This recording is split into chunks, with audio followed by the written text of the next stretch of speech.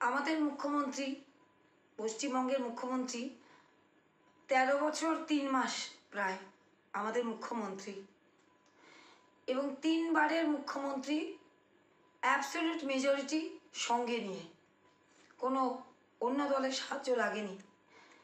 কিন্তু সেই মুখ্যমন্ত্রী কতখানি মুখ্যমন্ত্রী হতে পেরেছেন আর কতখানি সংকীর্ণ দলীয় নেত্রী থেকে গেছেন, এটাই আমার প্রতিবেদন আজকের। দেখুন, প্রশাসনিক বৈঠক, আমরা দুপুরবেলার দিকে বেশ কিছু প্রশাসনিক বৈঠক ১৩ বছর ৩-৪ মাস ধরে দেখছি। সেই বৈঠকে আমরা কোনো দিন দেখিনি যে বিরোধী দল থেকে কোনো এমএলএ, কোনো কাউন্সিলর, কোনো এমপি সেই প্রশাসনিক বৈঠকে থেকেছে। রিসেন্টলি উনি উপনির্বাচনে আগে, লোকসভা ভোটে জেতার পর যে উপনির্বাচন ভোট, তার আগে একটা পুরসভার, সমস্ত পশ্চিমবঙ্গের পুরসভার একটা মিটিং ডেকেছিলেন, এবং সেখানে উল্লেখযোগ্যভাবে দুটো পুরসভাকে উনি ডাকেননি, একটা তাহিরপুর আর একটা ঝালদা। সেই বিতর্কিত ঝালদা, যেখানে অ্যাবসলিউট মেজরিটি কোনো দলই হয়তো পায়নি, কিন্তু তাহিরপুরে বামেরা একটা দখল করেছিল, মাত্র এইটুকুই যে অ্যাচিভমেন্ট। সেখানে আমরা দেখেছি যে সেই দুটো পুরসভাকে বাদ দিয়ে উনি এত বড় একটা পুরসভার মিটিং ডাকলেন, এবং তার ব্যাখ্যাস্বরূপ উনি বললেন যে এটা অন্য দল জিতেছে, এরকম ধরনের একটা ব্যাখ্যা দিলেন। তাদের উপরে আমার কোনো অধিকার নেই, এখতিয়ার নেই, তাদের প্রতি আমার শুভেচ্ছা রইল। কিন্তু তাহিরপুর আর ঝালদা, বিতর্কিত ঝালদা, এই দুটো কি পাকিস্তানে অবস্থিত? এই দুটো কি আমেরিকায় অবস্থিত? সেই দুটো পুরসভার মুখ্যমন্ত্রী কি মমতা ব্যানার্জি না? ওই পুরসভায় দুটোয় যদি দুর্নীতি হয়, অনেক কিছু হয়, তার দায়টা মুখ্যমন্ত্রী নেবেন না? তার দায়টা ওই সুজনবাবুদের দিয়ে দেবেন বা অন্য কাউদের দিয়ে দেবেন? ভাবা যায়? এরকম একটা ব্যাখ্যা দেওয়ার পরেও সেরকম কোনো আলোড়ন পড়েনি। আবার দেখুন, তিনি এই এত বড় কাণ্ডে, এই আরজি করের এত বড় কাণ্ডে হেঁটেছেন। আমাদের কলকাতা শহরের রাস্তা দিয়ে উনি হেঁটেছেন সদল বলে। সাধারণ মানুষ যারা এত ঘোরপ্যাচ বোঝেন না, তারা কিন্তু গুলিয়ে দেবেন। তারা ভাববেন সত্যিই তো উনিও যখন হাঁটছেন, উনি কোনো বা ওনার সরকার কোনো অন্যায় করেনি, কিন্তু ওনার সরকার কতখানি ল্যাপস, সেটা হাইকোর্টের প্রধান বিচারপতি ডিভিশন বেঞ্চ এবং সুমোটো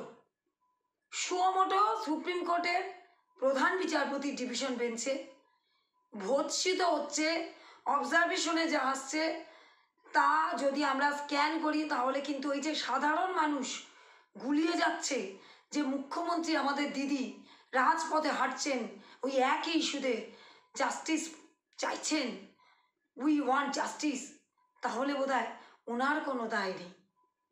এই কথাগুলো বারবার বলছি তার কারণ, গত বছর দুর্গাপুজোর দ্বাদশীর কয়েকদিন আগে মুখ্যমন্ত্রী যখন বুঝতে পারলেন যে বালু জ্যোতিপ্রিয় মল্লিকের বাড়িতে ইডি ঢুকে পড়েছে, তখন উনি অনেক দিন চুপচাপ ছিলেন ওনার শারীরিক কারণে। হঠাৎ উনি বেরিয়ে বলতে শুরু করলেন দুপুরবেলা, বালু কি করেছে। ঠিক তার বছরখানেক কি বছর দেড়েক আগে, যখন সেই যে কেষ্টবাবুকে নিয়ে যাওয়ার উপক্রম হলো তিহার জেলে, তখনও কিন্তু বললেন কেষ্ট কি করেছে, কেষ্টকে বিরাট সম্মান দিয়ে নিয়ে আসতে হবে। তারপরে সন্দেশখালী কাণ্ডে, সন্দেশখালী কাণ্ডে বিধানসভায় দাঁড়িয়ে উনি বললেন শাহজাহানকে টার্গেট করেছে। এই যে কথাগুলো, সন্দেশখালী ইলেকশনের আগে বললেন সাজানো ঘটনা, এই যে কথাগুলো, এই কথাগুলোর মধ্যে দিয়ে কিন্তু মনে হয় যে আমাদের মুখ্যমন্ত্রী ১০০-র মধ্যে কত পার্সেন্ট মুখ্যমন্ত্রী আর কত পার্সেন্ট উনি তৃণমূলের নেত্রী হয়ে থেকে গেলেন, এটা কিন্তু ভাবার বিষয়। যেমন ধরুন, এই যে একটা কথা উঠে আসছে যে উনি ওই মঞ্চে দাঁড়িয়ে, অর্থাৎ রাজপথে এই জাস্টিস চাওয়ার হাঁটার পর মঞ্চে দাঁড়িয়ে পড়লেন। মঞ্চে ওনার পাশে কারা ছিলেন? সেই যে অদিতি মুন্সি, একজন গায়িকা, জি বাংলা থেকে উঠে এসছেন, তার একজন স্বামী আছেন দেবরাজ চক্রবর্তী, যিনি ওই পুরসভা নিয়োগ দুর্নীতিতে বারবার ইডির কাছে যাওয়া আসা করছেন, অর্থাৎ ইডি তাকে ডেকে পাঠাচ্ছে, এবং তার স্ত্রীকেই এমএলএ করে জিতিয়ে আনতে হয়েছে। এরকম পছন্দের ব্যাপার স্যাপার আছে, অর্থাৎ তারা যখন ভাবেন তখন এরকম জোড়ায় জোড়ায় ভাবেন। তারপরে দেখুন আরেকজন এমএলএ, সেই এমএলএর স্বামী আনিস খান কাণ্ডে কিন্তু বেশ স্ক্যানারে চলে এসেছিলেন।